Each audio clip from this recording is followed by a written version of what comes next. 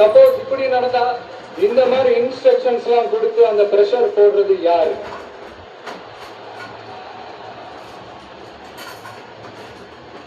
அந்த சம்பவத்துல நம்ம யாரெல்லாம் இழந்திருக்கோம் தெரியுமா? ஒரு டிவியில என் படமோ பாட்டோ வந்துச்சுன்னா, அம்மா விஜய் மாமா, அம்மா விஜய் மாமா அப்படின்னு சொல்லி அவங்க அம்மா கிட்ட சிரிச்சுக்கிட்டு அந்த டிவி ஸ்கிரீனை போய் தொட்டு முத்தம் கொடுத்துக்கிட்டு, என் அக்கா தங்கச்சிங்களோட தங்க பிள்ளைகளை இழந்திருக்கோம்.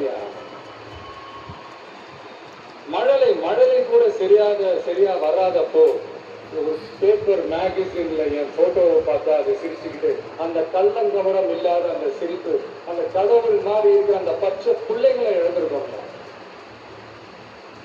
என் அக்கா தங்கச்சி அண்ணன் தம்பி குடும்ப உறவுகளை இழந்து அந்த வலியோட இருக்கிற என்ன நீங்க ஏளனமா பேசுறீங்களா?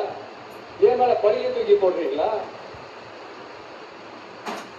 இப்படி ஒரு சம்பவம் நடந்துருச்சு. இது ஏன், எதனால, அதுக்கான பின்னணி என்னன்னு அந்த வலியோட வீட்டுல உட்கார்ந்துட்டு இருக்கிற ஓடி ஒளிஞ்சிட்டான்னு வர சொல்றீங்களா? பாயின்னு உணர்ந்தா என்ன வேணாலும் பேசுவீங்களா?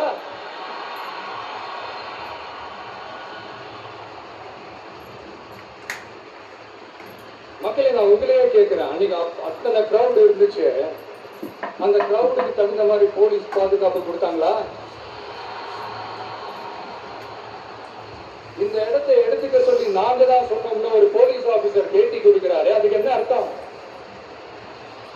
இவ்வளவு பலி, இவ்வளவு காயங்கள் கொடுத்து பலியை தூக்கி நம்ம மேல போட்டுட்டு அதுல ஒரு அரசியல் ஆதாயம் தேடுறீங்களேயா? இதுல வாய் பூசாம சட்டசபையில ஸ்டாலின் சார் நம்ம மேல திருப்பி விட்டு அங்க ஒரு அரசியல் செய்யறாரு, அதுக்கு என்ன அர்த்தம்?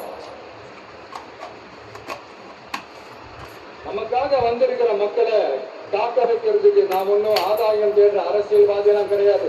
மக்களுக்காக அரசியலுக்கு வந்தவன் இந்த விஜய்.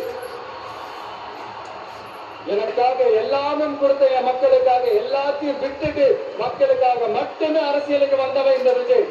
அவங்களுக்காக நன்றி கடன் செலுத்துறதுக்காக மட்டுமே அரசியலுக்கு வந்தவன் இந்த விஜய். உங்களுக்கு தான் இந்த விஜயை பத்தி நல்லா தெரியுமே.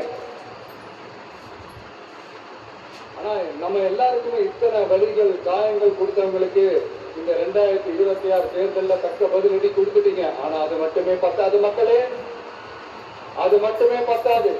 காலத்துக்கும் எழுந்திருக்கவே முடியாத அளவுக்கு நிரந்தரமான ஒரு பதிலடியை நீங்க கொடுத்துக்கிட்டே இருக்கணும்.